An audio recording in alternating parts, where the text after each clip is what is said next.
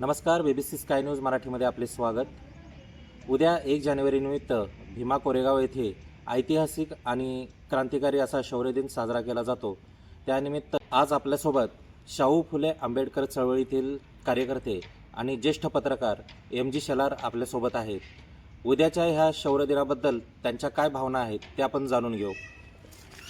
नमस्कार तात्या, BBC sky न्यूजमध्ये आपले स्वागत आहे। नमस्कार।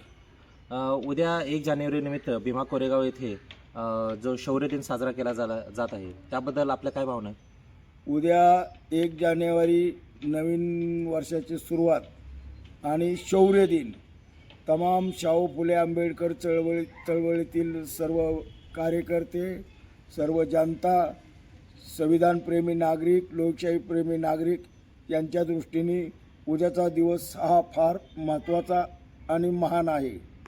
या दिवशी आम्ही सर्वजण, मग समाजातील सर्वच जण त्या ठिकाणी त्या शौर्यस्थळास वंदन करण्यासाठी आम्ही जात असतो आणि आम्ही आमच्या जीवनाच्या नवीन वर्षाची सुरुवात तेथील वंदनेने करीत असतो। या दिवशी तुमचं काय योगदान असतं त्या तिथं?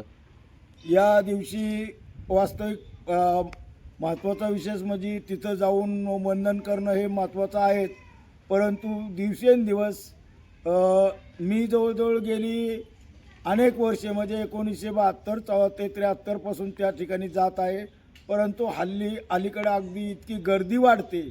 अनेक लांबून राज्यातून राज्याबाहेरूनही अनेक लोक येतात आणि अगोदर येऊन तिथं राहतात। या लोकांची वास्तविक अडचण होती, म्हणून आम्ही गेल्या अनेक वर्षापासून आम्ही आमच्या पद्धतीने 100 ते 200 किलो तांदूळ, त्या तांदळाचा आम्ही पुलावा करतो आणि जास्तीत जास्त लोकांना तिथं नेऊन आदल्या दिवशी रात्री आम्ही तिथं तो वाटत असतो आणि त्यांची जी सोय होती ते जे समाधान व्यक्त करतात याचाही आम्हाला अतिशय आनंद होत असतो। तात्या, आपल्यासोबत काही भीम अनुयायी सुद्धा तिथं जाणार असतात मोठ्या संख्येनं, तर त्यांच्यासाठी तुम्ही काही सूचना किंवा हे सांगू शकता? त्या ठिकाणी सर्वच भीम अनुयायी असतात, परंतु त्या ठिकाणी येणाऱ्या अनुयायांसाठी मी एवढंच म्हणेन की दिवसेंदिवस सामाजिक किंवा सर्वच परिस्थिती बदलत आहे आणि आपल्या भीम अनुयायावर समाजाची फार मोठी जबाबदारी आहे।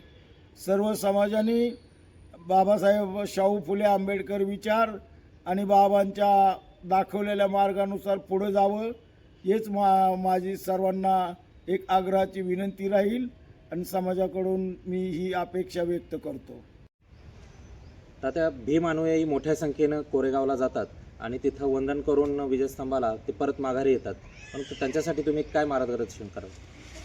आम्ही 1 जानेवारीला कोरेगाव भीमाला येत असतो वंदन करण्यासाठी शौर्यस्तंभाला।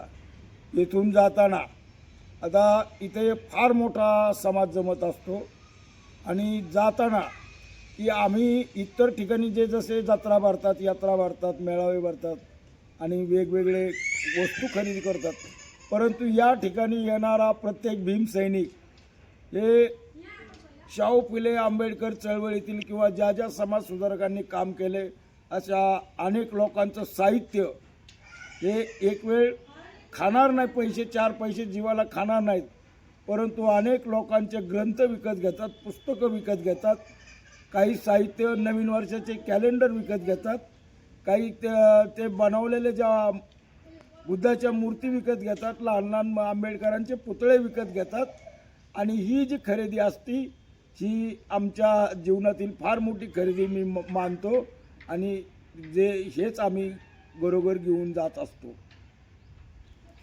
धन्यवाद तात्या। म्हणजे केवळ नमन किंवा वंदन विजयस्तंभाला करण्यापुरतं मर्यादित न राहता की तेथून साहित्य खरेदी करून एक काहीतरी ज्ञान मिळवण्याचा सुद्धा भीम अनुयायी प्रयत्न करत असतात। आत्ताच आपण ऐकलं की MG तात्यांनी सांगितलेलं आहे की जे भीम अनुयायी उद्या मोठ्या संख्येनं भीमा कोरेगाव येथे जमा होणार आहेत त्यांच्यासाठी अन्नदानाची सुद्धा सोय केलेली आहे आणि त्यांनी आपले जे मार्गदर्शक तत्त्व जे काही आखून दिलेले आहेत त्यांचं पालन करावं आणि उद्याचा दिन हा खूप चांगल्या रीतीने साजरा करावा अशी अपेक्षा व्यक्त केलेली आहे। BBC स्काय न्यूज मराठीसाठी मिलिंद शेंडगे, दौंड।